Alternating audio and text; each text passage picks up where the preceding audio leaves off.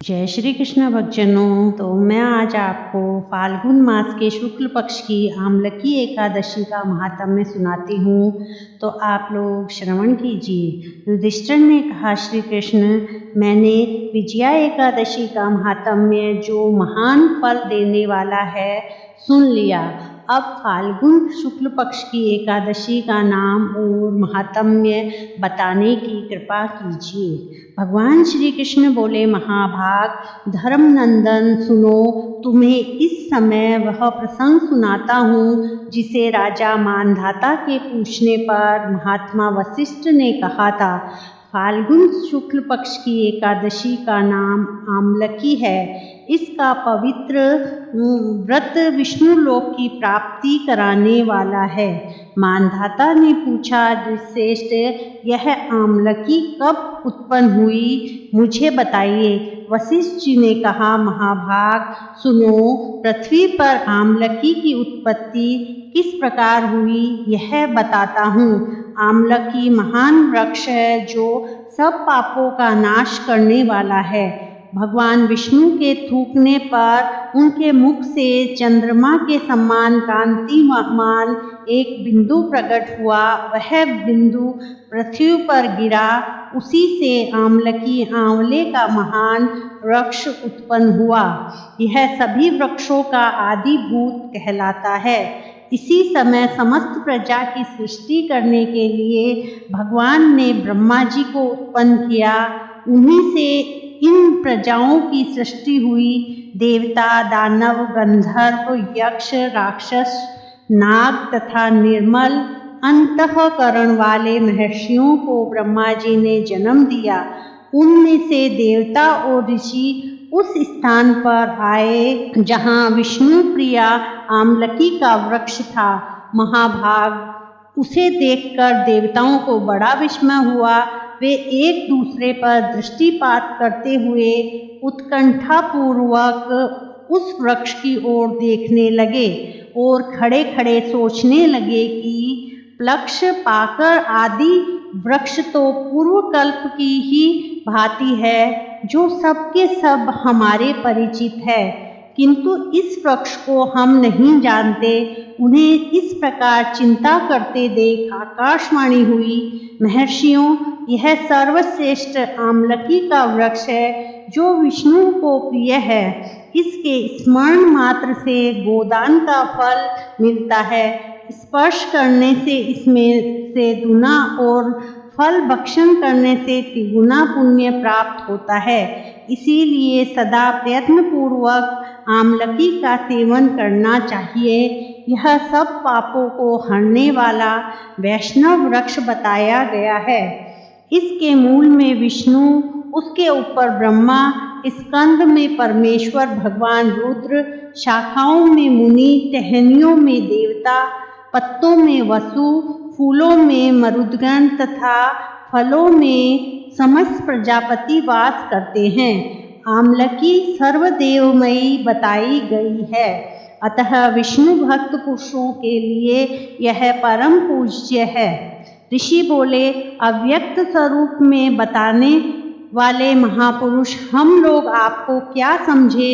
आप कौन हैं? देवता हैं या कोई और? हमें ठीक ठाक बताइए। आकाशवाणी हुई, जो संपूर्ण भूतों के कर्ता और समस्त भुवनों के स्रष्टा है, जिन्हें विद्वान पुरुष भी कठिन ताप से देख पाते हैं, वही सनातन विष्णु मैं हूँ।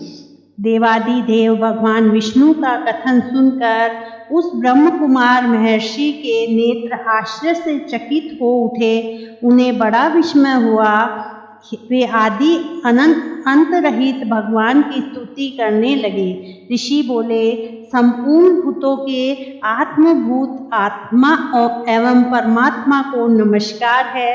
अपनी महिमा से कभी च्युत न होने वाले अच्युत को नित्य प्रणाम है। अंत रहित परमेश्वर को बारंबार प्रणाम है। दामोदर, कवि, सर्वज्ञ और यज्ञेश्वर को नमस्कार है। मायापते, आपको प्रणाम है। आप विश्व के स्वामी हैं। आपको नमस्कार है। ऋषियों के इस प्रकार स्तुति करने पर भगवान श्री हरि संतुष्ट हुए और बोले, महर्षियों, तुम्हें कौन सा अभिष्ट वरदान दूं? ऋषि बोले, भगवन, यदि आप संतुष्ट हैं तो हम लोगों के हित के लिए कोई ऐसा व्रत बताइए जो स्वर्ग और मोक्ष रूपी फल प्रदान करने वाला हो। श्री विष्णु बोले, महर्षियों, फाल्गुन शुक्ल पक्ष में यदि पुष्य नक्षत्र से युक्त द्वादशी हो तो वह महान पुण्य देने वाली और बड़े बड़े पातकों का नाश करने वाली होती है। द्विजवरों, उसमें जो विशेष कर्तव्य है उसको सुनो। आमलकी एकादशी में आंवले के वृक्ष के पास जाकर वहां रात्रि में जागरण करना चाहिए। इससे मनुष्य सब पापों से छूट जाता और सहस्त्र गोदानों का फल प्राप्त करता है। विप्रगण, यह व्रतों में उत्तम व्रत है जिसे मैंने तुम लोगों को बताया है।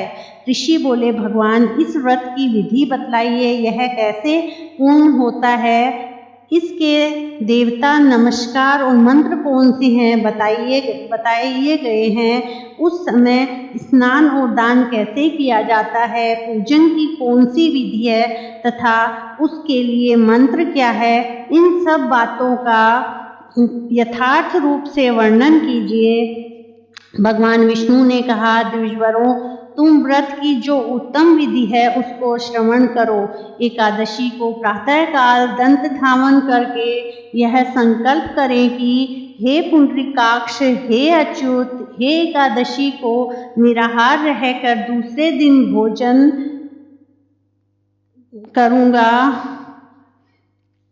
आप मुझे शरण में रखें। ऐसा नियम लेने के बाद पतित, चोर, पाखंडी, दुराचारी, मर्यादा भंग करने वाले तथा गुरु पत्नीगामी मनुष्यों से वार्तालाप न करें। अपने मन को वश में रखते हुए नदी में, पोखर में, कुएं पर अथवा घर में ही स्नान करें। स्नान के पहले शरीर में मिट्टी लगाएं। मृत्तिका लगाने का मंत्र इस प्रकार है, अश्वक्रांते, रथक्रांते, विष्णु क्रांते, वसुंधरे। मृत्तिक के हर में पापम जन्म कोटियाम समर्जितम। वसुंधरे तुम्हारे ऊपर अवश्य अश्व और रथ चला करते हैं तथा वामन अवतार के समय भगवान विष्णु ने भी तुम्हें अपने पैरों से नापा था। मृत्तिके, मैंने करोड़ों जन्मों में जो पाप किए हैं, मैंने उन सब पापों को हर लो। स्नान का मंत्र, त्वं मातः सर्वभूतानां जीवनं तन्तु रक्षकं स्वदेजोक्ति जातीनां रसानां पते नमः। स्नानो अहम सर्वतीर्थेषु हृदयप्रस्त्रवर्णेषु च नन्दीषु देवखातेषु इदं स्नानं तु मे भवेत्। जल की अधिष्ठात्री देवी मातः, तुम संपूर्ण भूतों के जीने के लिए हो वही जीवन जो स्वदेज और उपदिज जाति के जीवों का भी रक्षक है। तुम रसों की स्वामिनी हो, तुम्हें नमस्कार है। आज मैं संपूर्ण तीर्थों, कुंडों और झरनों, नदियों और देव संबंधी सरोवरों में स्नान कर चुका। मेरा यह स्नान उक्त सभी स्नानों का फल देने वाला हो।